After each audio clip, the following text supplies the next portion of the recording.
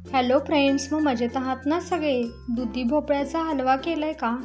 मस्त लागतो टेस्टला. अर्धा दुधी भोपळा साल काढून घेतलेला आहे. आता तो खिसून घेतलेला आहे. आता कढईमध्ये 3 चमचे तूप घालायचं आहे आणि त्यामध्ये वाटीने मोजून मी इथं दुधी भोपळ्याचा किस घातलेला आहे. 1 कप आहे. चांगला असा भाजून घ्यायचा आहे तुपामध्ये. 7 मिनिटं तुपामध्ये चांगला भाजून घेतलेला आहे. त्यामध्ये दूध घालायचं आहे अर्धा कप.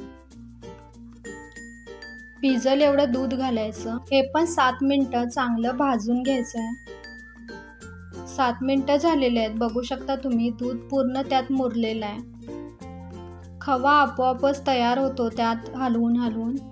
आता सगळं पूर्ण दूध आटलेलं आहे. आता साखर घालायची आहे. 3/4 कप साखर घातलेली आहे. चांगलं आता मिक्स करून घ्यायचं आहे आणि झाकून ठेवायचं आहे. याला आपण झाकून ठेवलेले आहे 7 मिनिटं. आता ड्रायफ्रूट्स घालून घ्यायचे आहेत. काजू आणि बदामचे तुकडे करून घातलेले आहेत. वेलची पूड घालायची आहे अर्धा चमचा. याने टेस्ट खूप छान लागते. तुम्ही पण अशाच प्रकारे हलवा करता का? हा उपवासाला सुद्धा चालतो आणि मुलांना तर खूपच हेल्दी आहे. गाजर हलव्यापेक्षा पण हेल्दी आहे. रोज 1 वाटी खायला द्यायला पाहिजे मुलांना. मस्त दुधी हलवा तयार आहे. चला तर मग पुन्हा भेटूया अशाच नवीन रेसिपीसह. तोपर्यंत खुश राहा, मस्त राहा आणि खात राहा. लाईक, शेअर, सबस्क्राईब करायला विसरू नका.